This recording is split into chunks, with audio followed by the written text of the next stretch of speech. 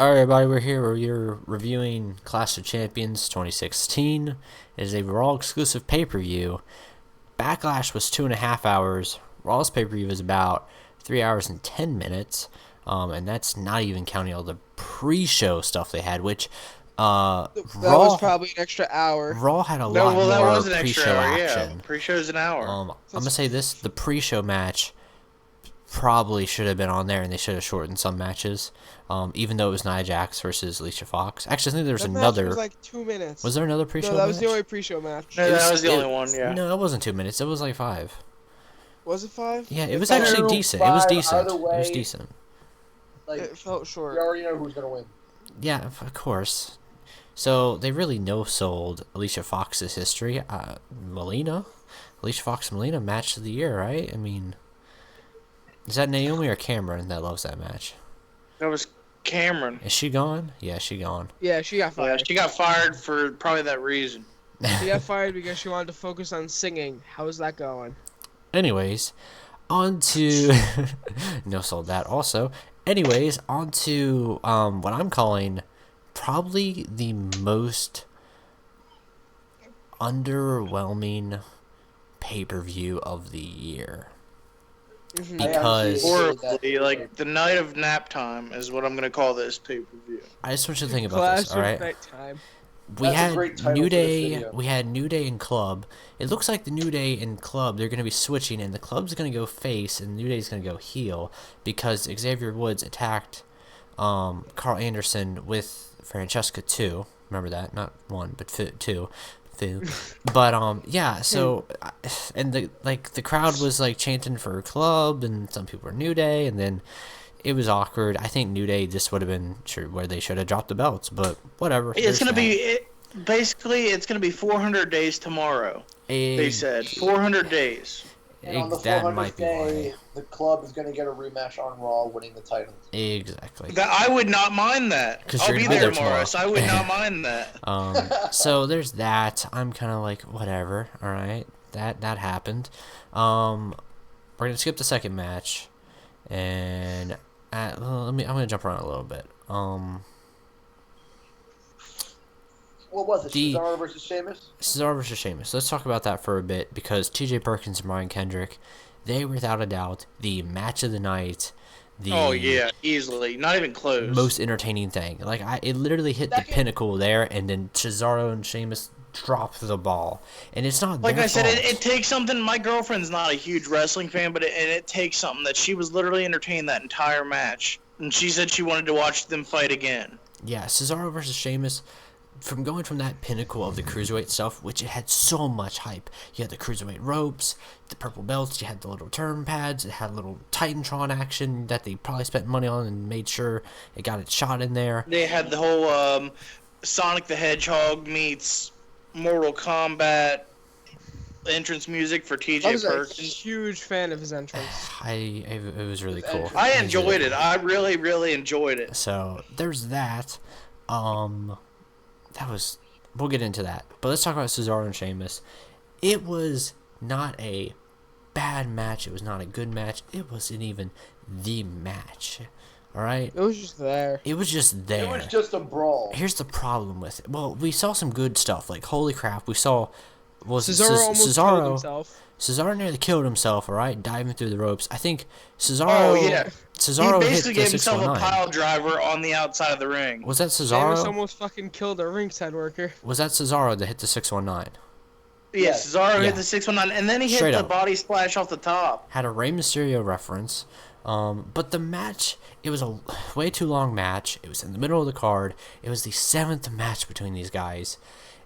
And it ended with them a clothesline over the barricade. We had the greatest fake sell of all freaking time by some ringside guy who stayed dead the entire time of them looking at Cesaro being like, can you fight? He's like, I want to fight, even though I nearly killed myself a minute ago. I want to fight. And then I can Sheamus fight is with like, one I don't arm, want I've to done fight. it I'm going to just before. stumble around on the ground. Connor I'm gonna McFinley act says like we I'm can fight. clearly concussed. And then the grandma's over there like, I'm not This supposed to ain't- entertain. This ain't real. So, what was the name of that doctor that Punk hates, by the way? That Chris Amon. Yeah, he was there taking all the cheap heat, for everybody to blame apparently. But there's that. Cesaro just got in the ring. He really should have got a microphone and just laid into him. All right. But Sheamus just kept on stumbling back. They kept on holding him back. I don't know what was up with that. That really confused me. So there's that. So there's the worst part of the show. And from there, it went nowhere. Like, I'm literally going to save the Cruiserweights as the last thing to talk about, by the way. So we're really going to hold you back for this one. But after that, we had the women's match. Went nowhere. That match, I think, in my opinion, was entertaining, but then Dana Brooke got involved, and I was just like, oh my god. It was, again, too predictable. It's another title reign that shouldn't be going as long as it's going. Well, they should have just given the she title dropped the back to belt, Sasha. though. She dropped the belt. And I think, at this point, why'd she drop the belt? Well, because I'm pretty sure... I don't know why this happened tonight, because I thought the only reason that Sasha dropped the belt was because of her. They thought about her injury and whatnot. Exactly. You know why Charlotte and that's why dropped the Bayley belt? came up. You know why Charlotte dropped the belt in the first place? Why?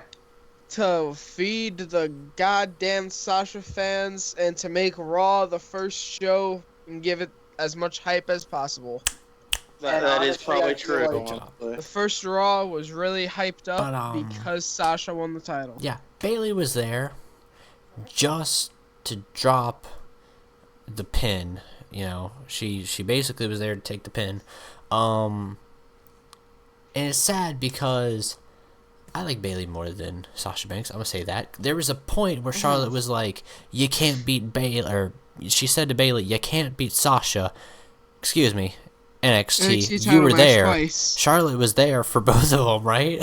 In the crowd She was in watching. attendance at least. So there's that. It's like, what the heck? Do we not follow NXT canon? Like, we follow IWGP title reigns, but we don't follow NXT canon, apparently. I mean, we put the title on freaking Raw. Like, they don't mention the with fact Kevin that Owens, they but- don't talk about anybody's NXT history ever. Yeah. So there's that, which bothers me also. But yeah, Bayley was there just to take the loss, take the pin, because Sasha Banks is getting that push. So I'm not a crazy Sasha fan. She's decent, but to put Bayley on there, Bayley's basically the Sami Zayn level, also Daniel Bryan level, also of they're just the underdog. Sami Zayn took on Chris Jericho, and I had the sneaking feeling that Jericho was gonna win, but I wanted to believe Sami was gonna win. Jericho won. Jericho won. So there's, just that. It was a decent match. It wasn't.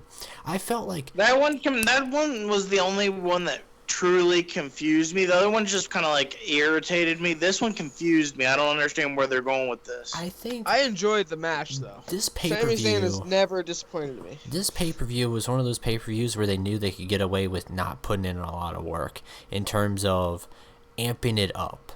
Like, this pay-per-view could have been written better, booked better, but also it could have been performed better, in my opinion, too. Like, I think there could have been another layer of excitement. There could have been more segments. Um, This literally felt like it was just straight matches, and the matches really didn't tell you much of a story. And you think New Day and Club, it's been going on a long time, but it's been entertaining. The Sheamus and Cesaro, they've been going on. Cesaro, they've been going on for forever. They've been decent. I wouldn't say entertaining. Bayley, Sasha, and Charlotte, they've been going on forever, and they've been pretty. Yeah, since decent. NXT basically. That's not canon. That's not yeah, canon. What are you talking about? Yeah. Keeping it canon. Keeping it canon. What's the Cruiserweight Classic apparently is canon from what McFoley put on Facebook. He shared, but aside from that, Sami Zayn and Jericho, which by far was probably one of my more favorite feuds to go. I can't speak. I really can't. This pay-per-view killed it for me. The favorite feud going in here, because I actually forgot about the match, but it was my favorite feud to watch because Kevin Owens and Seth Rollins, it was like, okay, but we'll get into that. Rusev and Roman probably was my second favorite feud, because I really liked how it was booked, But it hit its conclusion tonight when Rusev dropped the belt. Does that mean Rusev's going off television? And the fact that like, Roman broke out of the Accolade, he made Rusev look horribly weak. So, Rusev can either drop dead from here, sadly, feud with someone bigger than Roman, which the only person inside my mind would probably be that Goldberg, Brock Lesnar dream craziness, which wouldn't make sense for Brock because Rusev is technically a heel, and if Goldberg came back, all he would do is squash the heck out of Rusev. So, best of luck to anybody my that boy comes Rusev. back would squash the heck out of Rusev, which it wouldn't do anything for him. Yeah. Because I doubt that they would let Goldberg lose to him or Angle, which would be they could go off the whole American thing, but I doubt they would let that happen. Yeah, so there's that. Malin, we'll take your opinions on stuff in a second. Right now, we're saving. What? I don't even know what happened. I didn't see. Be lucky you didn't. Well, Well, no, you're lucky. Be lucky you didn't. All right. Good. It was a bad pay-per-view. I wouldn't say it was bad. It was just there. It was Severely dull. underwhelming. It was bad, and if I could speak my mind for a Shoot, minute. just drop everything. The pay-per-view compared to Backlash. Obviously, they're on two different spectrums. Because Backlash had like the expectations weighed down slightly than compared to Clash of Champions. Because Raw is obviously the number one I brand. mean, AJ won, which was crazy. But AJ won. That made it exciting. The women's match, that made it exciting. The pay-per-view all around was exciting. Raw, what the hell? Honestly, You have 3 hours. You have 3 hours a week to build your characters, and I don't care about the build for any of these people. At that same time, you're putting Braun Strowman over some nobody. Didn't even And- appear. Didn't even appear. Didn't even appear. All right. Braun Strowman, like, who's that? But you have the same time as you do for a normal Raw program, and you failed to deliver. I'm sorry, but Backlash, in my opinion, was the better pay-per-view, not just because of the results that happened at that pay-per-view. It was just booked a hell of a lot better. Honestly, there's no need for Charlotte to retain. There is absolutely no need for like the whole nonsensical bullshit with New Day and the club to continue, because we all know what's going to happen tomorrow night if it actually does happen. And then we have... Because they pushed the heck out of the whole 400 days being tomorrow. They pushed that way too many times for me to not think they're going to defend those belts tomorrow and lose them. They really made it think to me that, like, I'm switching away from New Day, but they're really making me think that there's going to be a match 8 between Cesaro and Sheamus. And honestly, I could not care less anymore.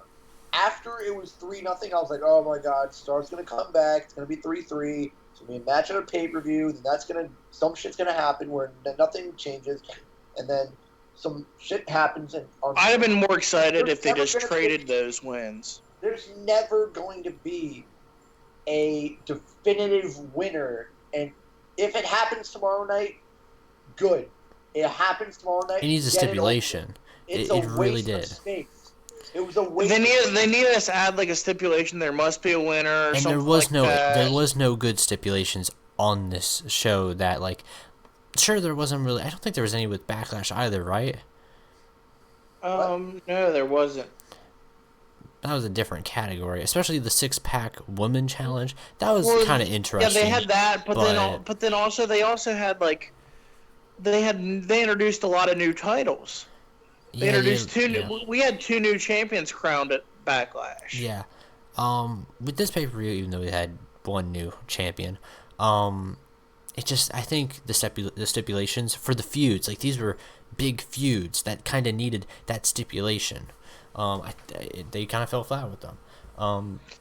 So Roman got the belt, which is, by God, awkward, honestly. So I feel like they could have saved the cage match for Roman Rusev at the pay-per-view. So that's awkward. I think it's sad to say that they clearly did not think Sheamus and Cesaro were worth the title match against Kevin Owens, which it's weird because then it's like, is it going to be a fatal 4-way? Are we going to see a triple threat? And then someone's going to, like, is, Sheamus going to go and face, or Cesaro going to go face, Roman? Like, what's going to happen? So there's all that. But hey, Kevin Owens retained, but it was because of some BS, because Jericho came out, did his Jericho thing. Yeah, that confused me because I didn't realize who it was at first, and I was like, who is that? Jericho got knocked out. Another referee got sent down from Stephanie McMahon. Then apparently the referee was checking on the other referee, came back in the ring, pop-up powerbomb, 1, 2, 3, end of the show. Kevin Owens and Chris Jericho, they're best friends. So there's that. But let's talk about the road. They were singing "We Are the Champions," by the way, on the way out. let's talk about the real main event. In my opinion, match and quality wise, Brian Kendrick, who hasn't honestly been too relevant in wrestling in a couple years. I'll be nice. Couple years. He was in like, if we can go off this can thing, he was in TNA and doing the whole when he was in that EV2, that ECW ripoff. Mm-hmm. So there's that. And then TJ Perkins, who this is his first match on the main card or main show, the flagship show and everything, like on a pay-per-view. That's how he debuted, defending the title, and he retained the title. And I think he kind of hit a 619 He looked variation. really good. He looked phenomenal. And it's that layer of, like, now we got that Brian Kendrick feud going on with TJ Perkins. Plus, they also spoke about how TJ Perkins used to be taken to his wrestling training from or by Brian Kendrick. And from this basic feud, it's really new, really interesting. It gives the Cruiserweights that feud aspect of stuff instead of just being flippy-dippy-doo guys.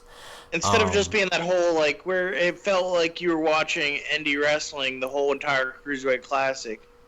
Yeah, it now has that story element to it. Bless you. Because Brian Kendrick smashed his head right into TJ Perkins' 40K cutter promo. So there's that. And that... Just think about that. The man that debuted, like, two flippy-dippy Cruiserweight guys, small guys, one that debuted and one that came back after so many years, they were the highlight of this show, and just from their match, it just dropped completely, and it just went on its way, and it was just a show. So they really killed it. They tore the house down. Like, that was their show, in my opinion. So, sad as to say, let's give us some ratings. Mullins, what'd you give it? I'll go 5.5. Steinberg, what would you give it? I'm brutal. I'm going to give it a 4. Here's why. The show felt like just a general episode of Monday Night Raw. Mm-hmm. The Cruiserweights... No, shoot, continue. The Cruiserweights match was phenomenal. Women's match was great. Then it just went downhill. It just felt like it was a bunch of filler matches. The New Day, I expected more from it. Went rather quickly, to be honest. I mean, with Gallows and Anderson hitting the boot of doom early, I was just like, oh god, here we go. It's going to be a quick match. It's going to end rather quickly. I thought it was too. I thought it was getting quickly and then had a long match. If you want to have like a normal tag, and then again, tag team matches on Raw are normally that length, so they're kind of making it like a copy of a show. So it felt like, oh, I'm gonna have to watch this again tomorrow night, and I'm gonna be bored out of my mind. Unless we have a quick victory or something, but yeah, but honestly, since like they were pushing the whole 400 days thing, which they say is the longest tag team championship reign in WWE history, modern day, but which it is not. Modern day history, yes, but it is not in terms of general history. And New Day has gotten that wrong for some time.